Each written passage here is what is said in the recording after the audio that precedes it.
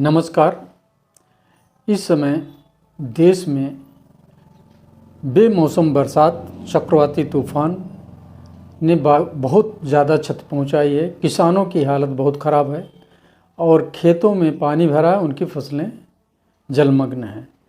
ये नुकसान जो हो रहा है, इसके ऊपर कोई स्टेटमेंट किसी पार्टी का किसानों के हित में नहीं आ रहा। इसी से लगता है कि देश की जितनी पार्टियां हैं वो किसानों के लिए नहीं, अपने वोट के लिए चिंतित हैं। बिहार में चुनाव है, बिहार में भी किसानों के हित की बात नहीं हो रही है। एमएसपी देंगे, लेकिन जो अभी बरसात से नुकसान हुआ इसके लिए सरकार क्या सोच रही है?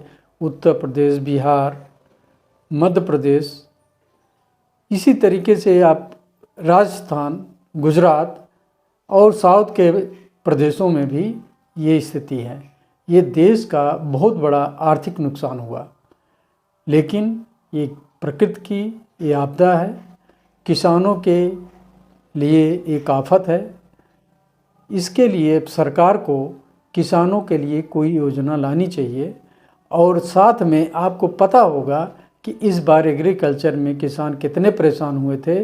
उनको खाद की समस्या थी, खाद मिली नहीं थी, लेकिन वो किसी सूरत से जो उपज किए वो ऐन मौके पे करीब करीब इस समय 50% से ज़्यादा फसल नष्ट हो गई है। उनमें पानी भरने से जमाव शुरू हो गया है। ये सारी चीज़ों को देखने के बाद ऐसा लगता है कि आने वाले समय में किसान के पास बोने के लिए न बीज होगा और न ही खाद होगी। कारण उनकी आर्थिक स्थिति उतनी अच्छी नहीं है कि वो एक नुकसान सह के दोबारा अपने लिए इतना बड़ा इन्वेस्टमेंट कर सकें। इसलिए सरकार को अब राजनीति से ऊपर उठ के किसानों के लिए भी सोचना ज़रूरी है। और किसान ही देश का एक स्तंभ है, जिसके लिए काम करना और देश की अन्न दिलवाना किसानों के जिम्मे ही है।